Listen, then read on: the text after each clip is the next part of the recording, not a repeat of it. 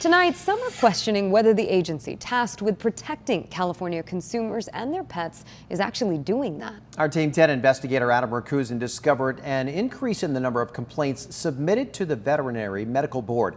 At the same time that complaints went up, some of the other enforcement options dropped. Let's face it, people don't consider their animals as just pets. Instead, they're members of the family. This yellow lab is Davy. He's a member of Bridget Yvonne's family. Kids are huge dog lovers, all dogs. About a year ago, Bridget brought Davy to a vet to be neutered.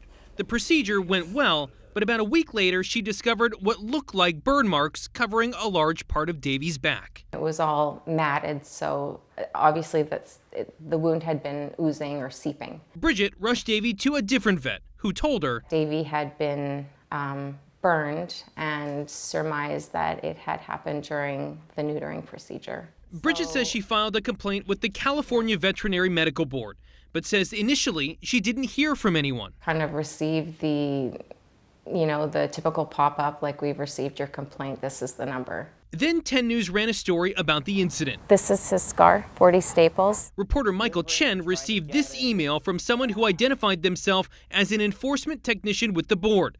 They called the story very concerning. It asked for additional information. Good boy. But what troubled Bridget is how long she said she was told it could take to investigate her complaint. I was told, note, this is a lengthy process and can take up to 2 years. According to the board's website, the process has several stages, and not all of them are under control of the board. The more serious allegations, if true, are handled by the California Attorney General's office. Do you think that the Vet Medical Board has any sort of teeth? Do they have teeth? Perhaps they have teeth, but they don't use their teeth. Team 10 discovered the number of complaints made to the California Veterinary Medical Board have doubled in the past 6 years. During that same time period, the amount of citations issued dropped from 94 to 13. In October, a spokesperson for the board told Team 10 the cause for the decrease in citations is due to multiple factors, including but not limited to inadequate staffing levels, high employee turnovers, and a shift in focusing on the older, higher priority cases that require formal discipline rather than issuance of a citation.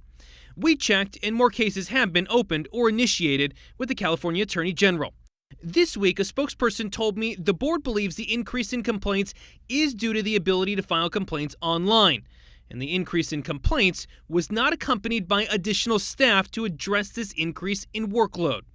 Here's why the board's role is so important. In California, the law treats pets as property, and it can be very difficult for pet owners to seek damages for pain and suffering. In a previous interview, attorney Will Small told 10 News the way the law looks at pets makes it challenging for owners to get justice in the legal system. This is an area where I think the law needs to catch up. For Bridget, she wants to make sure that someone's looking after the best interests of Davy and other pets. I wanted an investigation to be done.